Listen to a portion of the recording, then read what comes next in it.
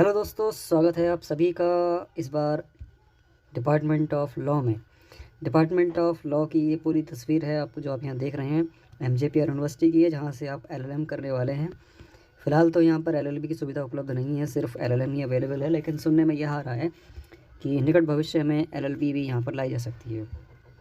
फ़िलहाल टॉपिक की तरफ बढ़ते हैं। अपने वीडियो का टॉपिक है हमारा कि एलएलबी के थर्ड सेमेस्टर के एग्ज़ाम कुछ ही दिन में शुरू होने वाले हैं और उनके लिए मोस्ट इंपॉर्टेंट टॉपिक अक्सर एमजेपीआर दिल्ली यूनिवर्सिटी में आप लोग को अवेलेबल कराती है। पहले 6 से 7 टॉपिक आपको टेलीग्राम में ही पीडीएफ के रूप में दे दिए जाते थे या मैसेज के रूप में दे दिए जाते थे, लेकिन अब सब्सक्राइबर बढ़ रहे हैं, फैमिली बढ़ रही है, तो फिर सोचा क्यों ना यूट्यूब पर और व्हाट्सएप पर बैठे लोगों के लिए भी एक ही बार में हेल्प कर दी जाए। तो यहाँ पर हम एलएलबी थर्ड सेम को डिस्क्राइब करने वाले हैं। स्क्रीनशॉट लेना है हमें, कोई दिक्कत वाली बात नहीं है, आप स्क्रीनशॉट ले सकते हैं, लेकिन स्क्रीनशॉट लेने से पहले थोड़ा सुन लो कि वीडियो जो है आगे पूरी इंग्लिश में होने वाली है, उसको मैं बीच बीच में हिंदी में भी डिस्क्राइब करने वाला हूँ। तो एक बार आपको वीडियो को पूरा सुन लेना है, उसके बाद ही आपको स्क्रीनशॉट लेना है। अगर आप हिंदी मीडियम से हैं, इंग्लिश मीडियम है तो कोई बात नहीं, स्क्रीनशॉट लेके बैठिए, आराम से याद कीजिए आप। तो टॉपिक की तरफ बढ़ते हैं। टॉपिक में हमारा पहला जो सब्जेक्ट है आपका वो है लेबर लॉ। देखो यहाँ पर हमने 14-15 टॉपिक सेलेक्ट किए हुए हैं, उन्हीं से आपके क्वेश्चन बनने के पूरे चांसेस हैं। पहले हम 6 से 7 टॉपिक आपको देते थे, ये बात आप अच्छी तरीके से जानते हैं। 3 से 4 टॉपिक से क्वेश्चन डायरेक्ट हमारे यहाँ से बनते ही थे, उसी को हमने थोड़ा बढ़ा दिया। सोच रहे हैं कि अब कम से कम 10 टॉपिक तो हमारे यहाँ से आ ही जाए, ताकि हमारे जो ग्रुप में बैठे हुए मेंबर्स हैं उन लोगों को काफ़ी अच्छी हेल्प हो जाए, नंबर वगैरह थोड़े गेन हो जाएँ। तो टॉपिक से रिलेटेड हम पहले बात कर लेते हैं। और रिट्रेंचमेंट जो आपका छटनी कहलाता है, और उसके बाद ट्रेड यूनियन, और उसके बाद हम बात करते हैं तीसरे टॉपिक की, registered trade union, immunity and privilege. ये क्वेश्चन अक्सर एग्ज़ाम में पूछ लिया जाता है किसी न किसी तरीके से, या शॉर्ट नोट में आएगा या फिर आपका एक लॉन्ग क्वेश्चन बन जाता है। शॉर्ट नोट का मतलब वही आपका 10वां क्वेश्चन आता है, उसमें 3 ऑप्शन रहते हैं, 3 में से 2 ही करने होते हैं आपको, तो उसको हम थोड़ा शॉर्ट नोट के लिए बोलते हैं। General fund of registered trade union, workman, lockout और स्ट्राइक, इन तीनों में से हर बार एक ना एक टॉपिक पूछा ही जा रहा है, ठीक है। कभी कभी लॉकआउट और स्ट्राइक दोनों एक साथ पूछ लिए जाते हैं, तो ये भी एक चांसेस रहते हैं। उसके बाद हम बात करें settlement and award. Settlement and award पूछा ही जा रहा है एग्ज़ाम में, लास्ट ईयर भी एग्ज़ाम में आया है ये, लास्ट सेम में। Mode of registration of trade union, registration of trade union, trade union के रजिस्ट्रेशन के मोड क्या है वहाँ पर आपको डिस्क्राइब करना है। और व्हाट इज़ इंडस्ट्रियल डिस्प्यूट, ठीक है। और इससे रिलेटेड केस स्टडी अगर आपने अच्छे से कर ली है तो केस अगर इसमें लिख दिए तो क्वेश्चन आपको नंबर अच्छे खासे दे देता है। उसके बाद इंडस्ट्री, ठीक है, इंडस्ट्री। और उसके बाद political and general fund. Political and general fund इनमें कभी कभी डिफरेंस करने को भी आ जाता है। उसके बाद अगला जो क्वेश्चन है आपका वो है ट्रेड डिस्प्यूट का और कॉन्सलेशन ऑफिसर। उसके बाद नेक्स्ट जो है आपके कलेक्टिव बार्गेनिंग और right and liability of registered trade union. इन दोनों की पॉसिबिलिटी ज़्यादा है इस बार आने की, क्योंकि ये एग्ज़ाम में शायद लास्ट सेम में नहीं आए थे, ठीक है। तो इन दोनों की पॉसिबिलिटी इस बार थोड़ी सी ज़्यादा बनती हुई नज़र आ रही है। अगले सब्जेक्ट की हम बात करते हैं। अगला आपका सब्जेक्ट है एडमिनिस्ट्रेटिव लॉ, और उसका जो फेमस टॉपिक है जो क्वेश्चन अक्सर देता है वो है डेलीगेट लेजिस्लेशन। कंडीशनल लेजिस्लेशन जो है एग्ज़ाम में एक ही बार आया था, उसके बाद दोबारा पूछा नहीं गया है, तो इस पर ध्यान देने की ज़रूरत है नहीं, ठीक है। Rule of law, professor dicey की कभी कभी प्रोफेसर डाइसी का रूल ऑफ लॉ पूछ लेते हैं, या फिर प्रोफेसर डाइसी की डेफिनेशन के अकॉर्डिंग रूल ऑफ लॉ क्या है उसको डिस्क्राइब करो, इसे करके भी एक क्वेश्चन पूछ लेते हैं। उसके बाद टियर हाई हियरिंग यानी कि रिजु सुनवाई, शॉर्ट नोट अक्सर बना देती है। और उसके बाद रिट्स, देखो रिट्स जो हैं एडमिनिस्ट्रेटिव लॉ में 5 टाइप की रिट्स दी हुई हैं शायद। उसके बाद अगर हम बात करें एग्ज़ाम की कि एग्ज़ाम में कौन सी आती हैं, तो एग्ज़ाम में 2 ही आ रही हैं, मैंडामस और सर्टोरियो। इस बार जो आपकी आ सकती है वो मैंडामस आ सकती है। Liability of the government for the torts और कॉन्ट्रैक्ट, इन दोनों में से हर बार कोई ना कोई एक टॉपिक पूछा ही जा रहा है अल्टरनेट ईयर में।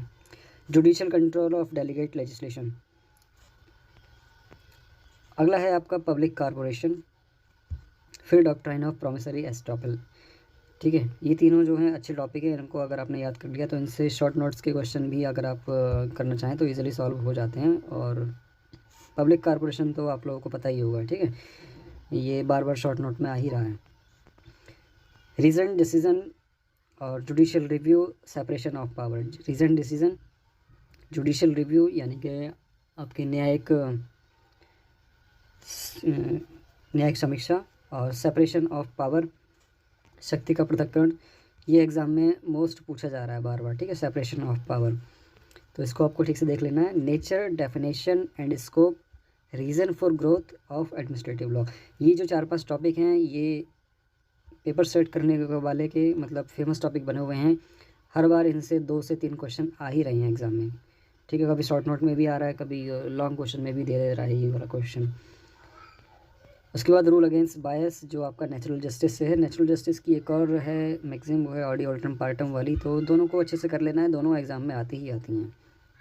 Lokpal, power, position and appointment, और पीआईएल एंड ओम्बुड्समैन, ये आपको इतना ध्यान देने की ज़रूरत नहीं है, अगर आप करना चाहें तो उनको कर सकते हैं। बाकी भी हमने काफ़ी सारे टॉपिक बता दिए, इनमें से काफ़ी ज़्यादा पूछ लिया जाता है, 5 ही करने होते हैं वैसे भी आपको। अगले एक की तरफ बढ़ते हैं, और अगला सब्जेक्ट है आपका एनवायरमेंटल लॉ का। एनवायरमेंटल लॉ एक ऐसा सब्जेक्ट है जहाँ से अगर आपने अच्छे से तैयारी कर रखी है तो कम से कम 80 नंबर आपके इसमें कहीं नहीं गए हैं, ठीक है। आपके 9 नंबर या 7-8 नंबर मतलब मान के चलो तो आपके वो से आ जाएंगे।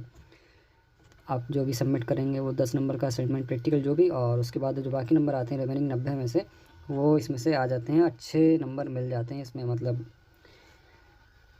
ऐसा हमने अब तक रिज़ल्ट जितने भी देखे हैं उसमें से यही सुनने में आया है। तो यहाँ पर जो टॉपिक हैं आपके वो एनवायरमेंटल लॉ की डेफिनेशन, और उसके बाद स्टॉकहोम कॉन्फ्रेंस,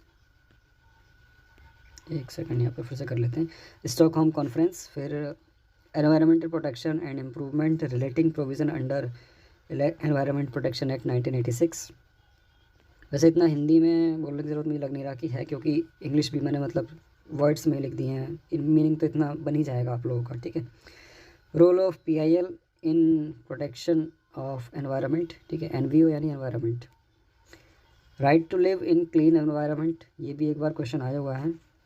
उसके बाद remedy available under law of tort against environmental pollution, remedies क्या अवेलेबल हैं लॉ ऑफ टॉर्ट में अगेंस्ट एनवायरमेंटल पॉल्यूशन में। एक्चुअली मेरी हिंदी भी थोड़ा वीक है, तो थोड़ा सी प्रॉब्लम हो रही है हिंदी को ट्रांसलेट करने में। स्क्रीनशॉट ले लेना आप, वैसे आराम से बैठ के इसको ट्रांसलेट कर सकते हैं, ठीक है। Cause and factor of pollution, ठीक है, पॉल्यूशन के फैक्टर एंड कॉज क्या है उसमें आपको बताना है। कॉन्स्टिट्यूशन में कुछ प्रोविज़न दिए हुए हैं और एक अमेंडमेंट भी किया हुआ है, तो ये एग्ज़ाम में अक्सर आते हैं। आर्टिकल 51A(g), आर्टिकल 48A और फिर 42nd अमेंडमेंट, ये अक्सर एग्ज़ाम में किसी न किसी ईयर में पूछे गए हैं, तीनों में से एक हर बार एग्ज़ाम में आता है।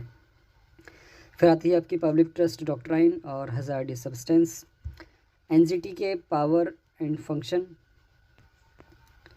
वाटर पोल्यूशन, एयर पोल्यूशन और नॉइज़ पोल्यूशन में से हर बार एक एग्ज़ाम में आ ही रहा है। इस बार जो प्रोबेबिलिटी है वो वाटर और एयर में से कोई एक आने की है, क्योंकि नॉइज़ पोल्यूशन शायद लास्ट सेम में आ चुका है।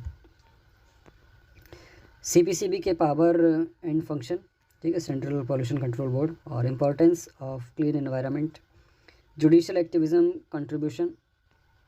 उसके बाद सिविल रेमेडी और आईपीसी, ठीक है, सिविल रेमेडी क्या है अंडर आईपीसी, और उसके बाद पॉल्यूटर पे प्रिंसिपल और प्रिकॉशनरी प्रिंसिपल।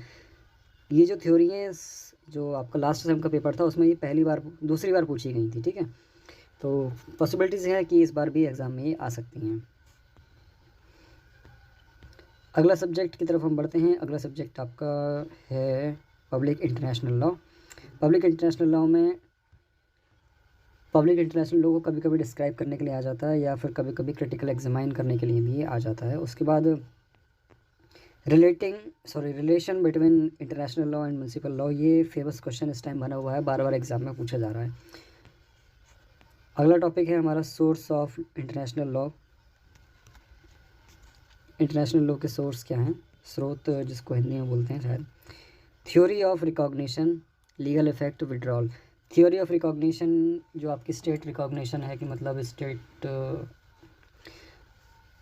को रिकॉग्नाइज़ कैसे किया जाता है, फिर लीगल इफेक्ट उसके क्या होते हैं, और विड्रॉल किया जा सकता है या नहीं किया जा सकता, इससे एक क्वेश्चन आता ही आता है, ठीक है। Examine the place of individual under classic and well as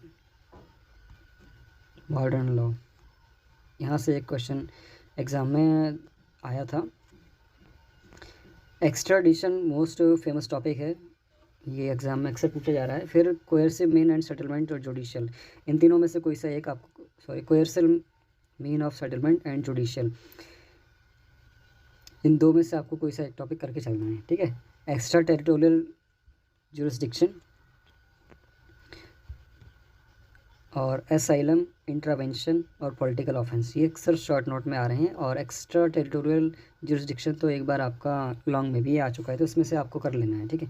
asylum यानी आश्रय और इंटरवेंशन यानी हस्तक्षेप, ये चार आपके सब्जेक्ट हैं। और चारों में से अगर आप का एक और जो सब्जेक्ट बचता है वो आपका प्रोफेशनल एथिक्स है। प्रोफेशनल एथिक्स का क्वेश्चन पेपर हमने ऑलरेडी बरेली कॉलेज वाला सेंड कर दिया था आपके टेलीग्राम ग्रुप में। फाइल भी अगर हमने शायद सेंड कर दिए, तो वहाँ से आप अगर आपने नहीं बनाई तो बना लेना। बाकी तो कॉलेज से अगर आप ज़्यादा पूछ लें तो अच्छा रहता है, क्योंकि कॉलेज के टॉपिक जो हैं वो अलग रहते हैं और हमारे पास तो सिर्फ एक ही कॉलेज की फ़ाइल है, ठीक है। तो ये थे कुछ टॉपिक जो आपको एग्ज़ाम में हेल्प कर सकते हैं। स्क्रीनशॉट लेना चाहें आप स्क्रीनशॉट ले सकते हैं, और आई होप आपके लिए ये काम में आने वाले हैं, ठीक है। चलिए फिर मिलते हैं नेक्स्ट किसी इन्फॉर्मेटिव